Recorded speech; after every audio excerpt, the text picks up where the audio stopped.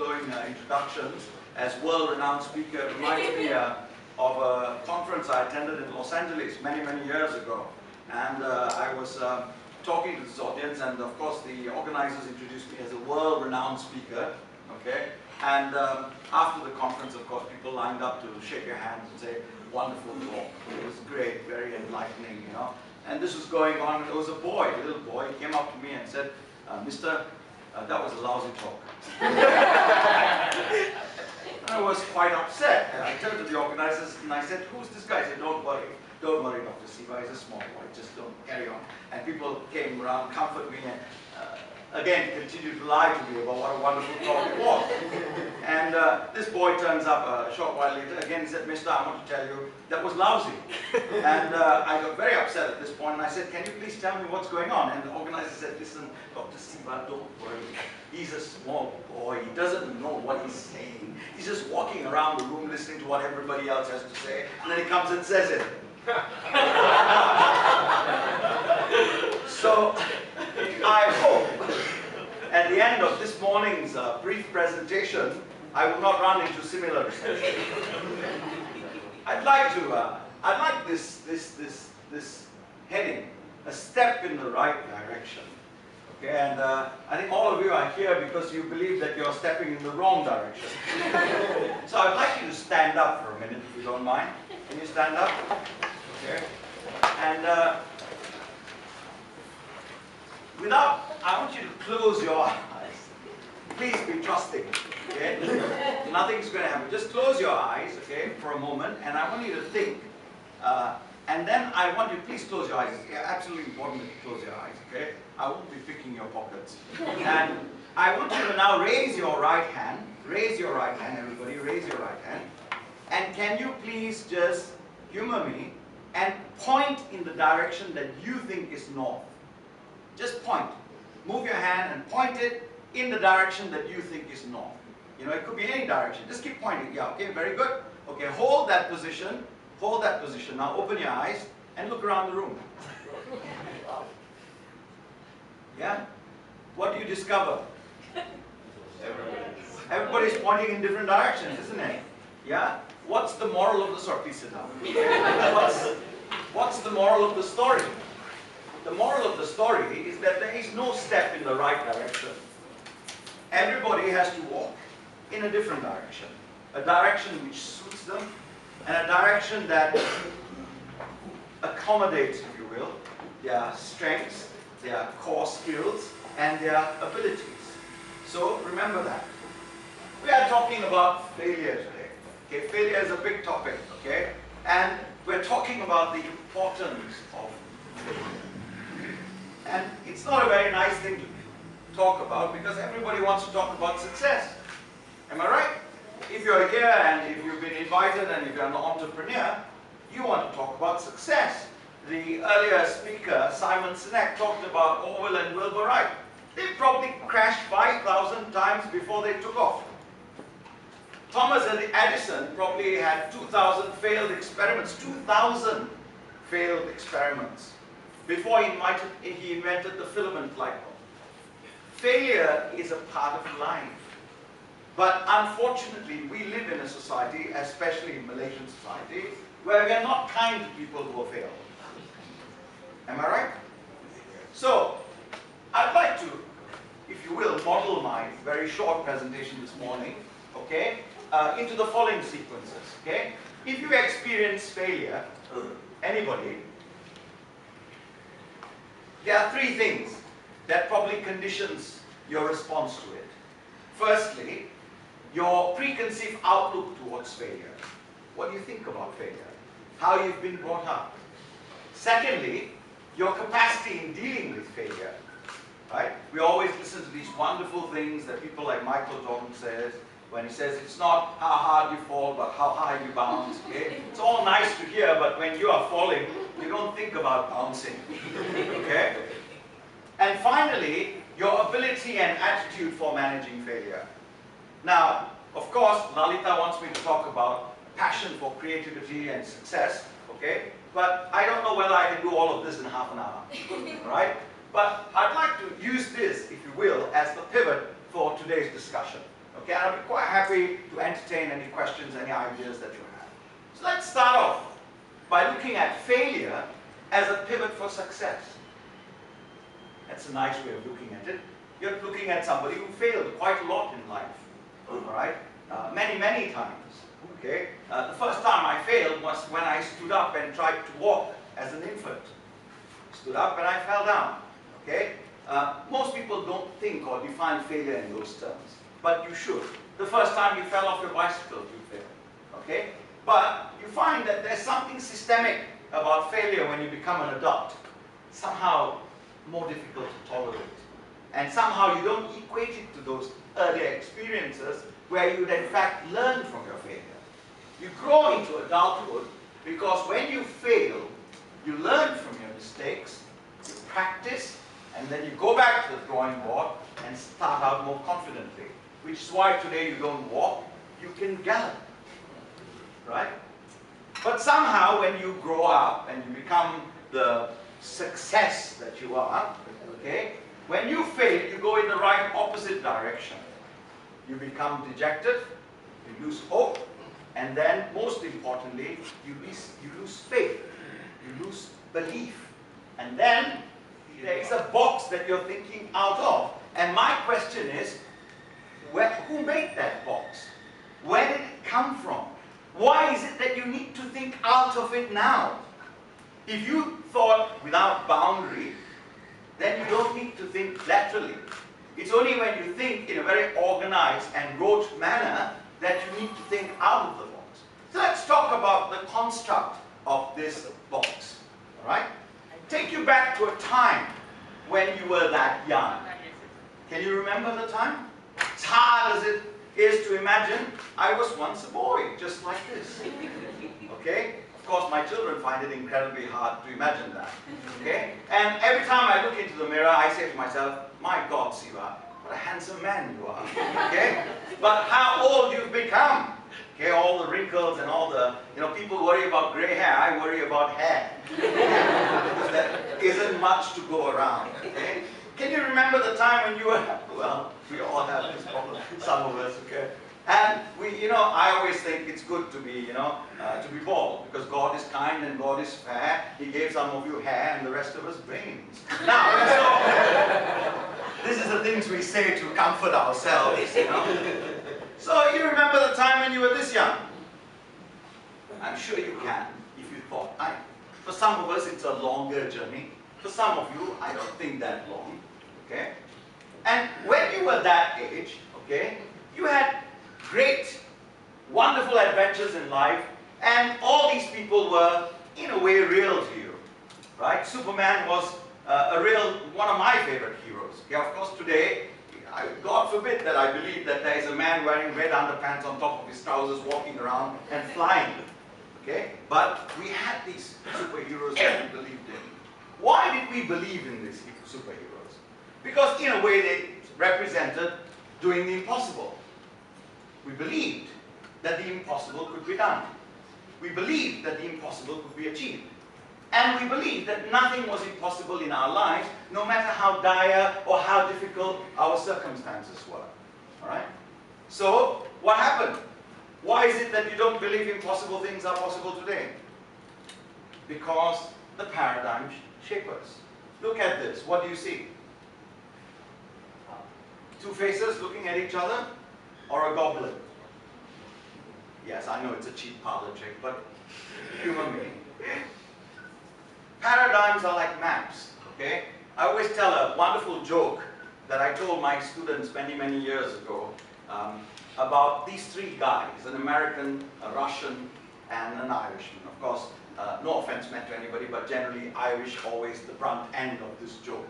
Okay? They're always the stupid guys, okay? In Malaysia, we put the Sikhs there and call them Bayis, okay? Same thing, all right? It's meant to deprecate a minority section of your community, okay? And so anyway, as the joke goes, they were talking about conquering the world.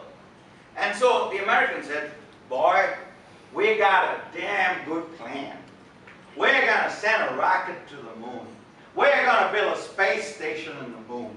And from the moon, we're going to attack the whole damn planet. It's fantastic. Of course, the Russians Russians always don't want to be undone by the Americans. So he said, Comrade, that's a silly plan. Because we have better plan.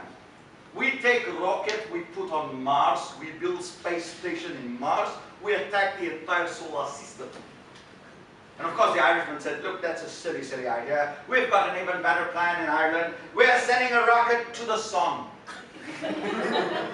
And from the sun, we're attacking the whole universe. So they said, you stupid man, how can you send a rocket to the sun? It'll explode. He says, that's why our plan is so good. We'll send it at night.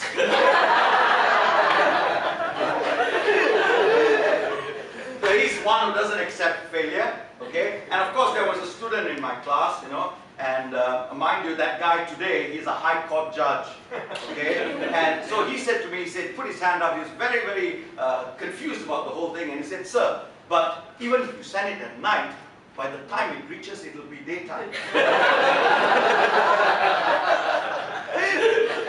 Now you know why the standard of justice in this country is where it's at, okay? But this story typifies, if you will, a mindset, the way we think, right? The joke is funny because the Irishman didn't think the way we thought. He was thinking out of the box. In fact, if you're a humorous person, you generally think out of the box because all jokes are paradoxes in a way, right? It's because it's something that you didn't think of. Tell you a story about the guru's cat, because this is where your paradigm of failure comes from. You wake up every day, you live a certain life, that life has been conditioned into you by your parents, by your church, by your temple, by your mosque, by the religion, by the cultural people around you, and by everybody. Your uncle who said you're stupid, okay? Your dad, you know, you come back home with your report card and he looks at it and you've got A, and then there's a B, and then he immediately focuses on the B and says, why did you get a B here? Forgetting the 4 A's that you already have. Okay? And they focus on that, and then they give you this kind of advice, okay? Wonderful advice. My mother used to give me this advice, my late mother, okay? And she used to say, study harder, make sure your B becomes an A. When in fact, when I give my children advice, I always tell them, forget the B, all right, don't worry about it, you're obviously not good at it. Focus on the A, right? Focus on the A and make sure that that becomes an A star, and after that, make sure that you're the best student in the world for that A. Because then you become Steve Jobs, right? In life, you need to be good only at one thing to succeed. You don't need to be good at physics, biology, maths, additional mathematics. God knows, maths is enough trouble. Why do you have to add to your woes with additional mathematics, all right? And then they tell you to do English, Shajara, Ilma, and then we revel. We are a society that revels in the success of people who scored 14 A's. What is this person going to be in life? An architect, engineer, doctor, okay, lawyer, okay, and then set up a firm, one-stop solution. You've got a problem, any problem. That's what we say to people, right? Score 20 A's. I'll give you a scholarship so that you can score 30 A's. All right? Najib will shake your hand and say, like as if he had anything to do with it. He didn't have anything to do with it, right? How are his children doing? That's what we should be measuring. Then he can stand next to his son and say, going 28, my son, right? Somebody else's son scores 28, some people who are standing next to the MIT scholarship for it. Okay? You see, we are a society that creates these mindsets. We revel in this mindset. And somewhere along the line, we need to ask ourselves, why do we think like this? Right? All well and good. Simon Sinek said, the why is important. Start with the why you think you are the way you are. Right? Aristotle said, you know, an unexamined life is not worth living. And yet many people live life not examining their lives, and they think it's very worthwhile, their lives. So ask yourself this question. A guru sat down to pray. He was praying and he was going, trying to get peace with the universe. And a cat meandered into the forecourt where he was praying and started, and the guru got very upset. He called the disciple and said, come here. What is this? He said, cat, sir. He said, what is the cat doing here? How am I to pray with the cat here? So I said, please tie up the cat. So they caught the cat, they tied it up. The cat sat there very quietly, and the guru started to pray. So every day when they saw the guru coming, they looked for the cat, they grab it, and tie it. And then the guru started to pray. Tie the cat, pray. Tie the cat, pray. One day the guru died. So when he died, the assistant guru took over and said, oh, Guru ordained that the holy cat shall be tied before we pray. So they tied the cat. And now before they tied the cat, they bathed the cat. They gave the cat some milk, some fruits, and then they ding, ding, ding, ding, ding, they rang the bell. Okay? Make it more sacred, because Guru said before he died. Then they did a small prayer for the cat. Then the Guru would sit down and start praying. One day, the cat died. And everybody went, oh my God, holy cat is dead. We cannot pray. So they went into the village, looked for a new cat, brought it back, tied it up, prayed. You know, many cats in our lives. You do it because you're told to do it, and you continue doing it. And every day, this is your life. You're carrying the cat with you. A different audience, I might have used a different word. This is Malaysia, I don't want my license to speak to be withdrawn. Okay? So, okay, it's a cat, it's following you everywhere. And these paradigms, they're very important. Simple exercise, right? This is a test, I'm sure you've seen this before, okay? Stephen Covey uses it in his book, The 7 Habits of Highly Effective People, and says, what do you see? And everybody says, do you see this beautiful pearl necklace here? And then say, what do you see? So you see a young girl, very shy, looking away from you. Am I right? And then they show you this picture. They say, what do you see now? And it says, do you see this very large chin and this very big nose? Big nose, eyes, chin, lips. And suddenly the image transforms, the same image. Okay, transforms, and you see an old lady. Okay? Young girl, old lady. Same image. Okay? And of course, the idea that's being conveyed here, okay, is that there are ways to see things differently. Okay? It's about shifting paradigms. But the thing that I'm trying to demonstrate to you is that we are basically the product of input. Our brain takes input, processes it, and then fixes us in a certain way. And so when I told you pearl necklace, this was my suggestion that this part of the picture is a neck. So the rest of it fixed itself. When I said this is the chin, lips, nose, the image transformed. But it's the same image. What does that tell us? It tells us that our mind responds to the external stimuli, and it's not just what we see. It's also what accompanies, if you will, that sight. We therefore don't see with our eyes, we see with our minds. Right? And I always show this to people, it's very simple. Just look at it and you move your head sideways, and then the image moves. Am I right? Right? And I ask you to say this with your conscious mind. Say this to yourself, right? Which is, image is not moving. And then move your head. Reinforce the thought, and then see whether it stops. Look at this. Okay? Anytime I don't like anybody, I ask them to count the black dots. Okay? Gives me about half an hour of peace.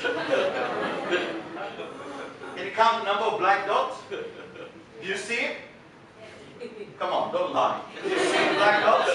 Yes, you do. You see the black dots, right? Now, I want you to use your conscious mind, because Simon Sinek, Peter, all these gurus, okay, they always appeal, even when they talk about the brain and the limbic brain, they're still appealing to your conscious mind. They are not appealing to something deeper than that. And purpose doesn't come from your conscious mind, it comes from your subconscious. It comes from your upbringing. It comes from your unmet need. It comes from the various things that have impacted you when you grow up, and then makes you the way you are. And now I'm telling you to reinforce with your conscious mind. I'm giving you the message. The message is this: there are no black dots. Right? Say it to yourself. There are no black dots. And then look at it. You see the black dots? Right? Still there. It's the same way. If you try to leave this seminar and go back and say, oh, that Dr. Siva guy, very good. He was as good as Simon Sinek, except that it was there live in person. And you say, he said to me, success is my preconceived attitude. So I'm now going to change my attitude towards success, and I'm going to change my attitude towards failure. I'm going to embrace failure. I'm going to welcome it. I'm going to learn from it. Okay? And so your conscious mind is doing all of this, right? And then you fail. Right? Let's say you did something and you failed. And then you go, shouldn't have listened to you. Bad advice. Shouldn't have taken that risk. Shouldn't have lost that money. Shouldn't have bought that car. Right? You know why? Because you can't break your subconscious paradigm that says that failure is bad. God knows I went through failure a lot, and I used to wallow in self-pity. I used to think to myself, why is my life like this? Okay? If I'd only taken that 20 million and kept it somewhere in Switzerland, instead of putting it in the Kuala Lumpur Stock Exchange, alright, and trusting Mahathir, okay? Alright, I'd have been better off, okay? But then you see, alright, there's more of the same, okay, but this is the best. The line straight? Straight. They are, isn't it? Do they look straight? That's your life. Your life is actually straight. You've made it unstraight.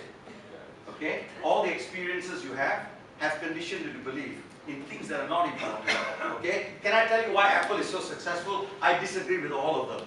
Okay? Apple is not successful because they reach into your mind and you believe in what they believe in. It's crap. Okay? It's crap. It's rubbish. Okay? It's not because you believe that the iPhone has a purpose. It has no bloody purpose. Alright? When I was 20 years ago, when I was your age, when I was 25 years old, okay? Maybe younger, now, and, okay, I'm missing by about 5 years. And, you know, we had a handphone, okay? The Motorola handphone. You know what it looked like? It looked like a brick. You could throw it at somebody and kill them. That was how you carry it around like that. And some people, they had bags with their Nokia phone. It was like, and it was very stylish to walk around, like a big bag. Today you walk around like that, they think something is wrong with you. Right? And you know what? I didn't have a handphone. We had to rely on Telecom Malaysia. Same service even back then. Okay? Nothing's changed in Telecom Malaysia, except now they're an abbreviation, TM. Okay? Telecom Malaysia. Okay? You go to the phone and you call people. Right? Life went on. Perfectly normal. We didn't have flat screen TVs. Our TV was part of the furniture. That big, wooden. Okay? And when you switched it on, it made a hell of a noise. Katak! Okay? Did life go on? Yes. It was perfectly normal. Did anybody have any sense of depravity that they didn't have? No? Right? So what is the purpose of the iPhone that makes you feel that you need it? It's not. Great success and great entrepreneurs are people that can create needs in your mind that don't exist. That's the secret. You have to create a need in somebody's mind. They must believe that they need it and that you've got what they need. And then your phone becomes a TV, right? It's fantastic. I remember I went to Cambodia a few years ago, 10 years ago, I don't know, 8 years ago. And I went to the border near China, and they had all these phones and everything. I think that was around about the time they came up with the iPhone, the first one. Okay? And so it was fantastic. And so the guy was selling, he said, iPhone. I said, how much? It's $20. He said, how much? $20 US for an iPhone? He said, yeah, made in China. This is fantastic. He said, this one better than iPhone. I said, better than iPhone? He said, yeah, got TV. I said, got TV? Yeah, I thought it was, you know, the internet TV. I said, he said, how did he say? I show you. He took the phone, took it out. I said, okay. Phone. Very good. Okay. Say, one TV? Very good. pulled out an aerial. Pulled out an aerial, and there was terrestrial TV. Cambodia's version of TV Tiga. Alright, on the phone. And I thought to myself, this is very interesting. But do I need a TV on my phone? Today we watch football, everything, yeah, on this. At home, we have bigger 80-inch flat screen, and then we spend most of our time looking at this. Right? Why? Because somewhere along the line, somebody convinced you that you need it. Right? It's creating need. So my friends, it's in the mind. Failure, the way you perceive it, is also in your mind. What is success? If I ask everybody here, what is success? Most people will say, being rich. Right? What's the most important thing in life? Money. What's more important than money? Right? Some people say love. But the really sane people, they say more money. Right? Say love is very important. You know, Valentine's Day is coming. You know, my wife is the kind where the whole year goes by, okay, nothing much is said, and then if you forget Valentine's Day, you're dead. Right? And you know, and always on Valentine's Day she asks me funny questions like, you know, what would you mortgage his house, borrow money, and put that initial investment into Air Asia, we won't be flying today. Everybody can't fly. We'll still be in Mars. Right? The age of Mars. Okay? There won't be Malindo Airlines, and there won't be Tiger and Cebu Pacific. All this is spun out of the success of Air Asia. Alright? So, are you paralyzed by the fear of failure? You don't want to be that egg. Right? Makes a good omelet. You don't want to be that. You know? So my friends, number 2, step 1, know that it's in your mind. Know that no matter what happens, one day we'll all die. Right? You will meet Daem, Mahathir, Najib on the other side. Without the Tan Sri Dato, nothing. You know, they'll be on the other side just like you. A soul wandering. Okay? Now, so just remember this. The strongest, the mightiest, the greatest tyrant, the greatest, most successful person in life, they all have a time. It's a ticking bomb. If you don't live your life to the fullest potential and don't realize your dreams, or at least die trying, then you fail. Success is not about achieving billions of dollars. Success is knowing that you have accomplished your mission in life, and the start to that is knowing what your mission in life is. You know, Ambani said this. He said, if you don't pursue your dreams, somebody else will hire you to help them pursue theirs. Just remember that. Okay? So, question number 2 is this. What is your capacity for dealing with failure? That's the question that's really important. And in direct proportion to your capacity for dealing with failure is your likelihood of success. It's directly proportional. The more you are able to deal with failure, the more likely you are to succeed in life. So ask yourself, are you willing to let go of the fear of failure? Alright? The Chinese proverb, failure is not falling down, but refusing to get up. It's a Chinese proverb. Of course, the guy that said this also said, if you fail, you can't marry my daughter. Okay? Failure is the opportunity to begin again, but more wisely, if you learn the lessons from failure. Who said this? The guy that made proton possible, Henry Ford. He was the man who had the dream that everybody could drive a car. And he came up with the Model T, which is the largest production model of any automobile vehicle ever in the world. Alright? So my friends, it's a question of perspective. It's how you put the message to others and to yourself. These 2 young guys were caught selling drugs. So they came before the judge, you know. The judge looked at them, they were very young. And he said, "Boom, you're too young to sell drugs." The 2 guys said, "Sorry, judge." He says, "Okay, I'm going to give you another chance. I'm going to give you another chance. I want you to go out there and tell your friends to stop selling drugs. And if you succeed, I won't send you to jail." So a week went by, 2 guys came back. First guy came back and said, "Well, Martin, tell me, how did it go?" He said, "Well, Judge, I talked to all my friends. And I told them that this drug's bad shit. stopped using it. The judge said, very good. He said, how did you do it? He said, well, judge, I drew a big circle, and then I drew a small circle, and I told them, that's your brain before you start using drugs, and that's your brain after. The judge said, very good, Leroy, very good. Okay, I'm going to give you a suspended sentence. So the next guy comes, right, as a mountain. So the next guy comes in, Leroy. He says, what about you, Leroy?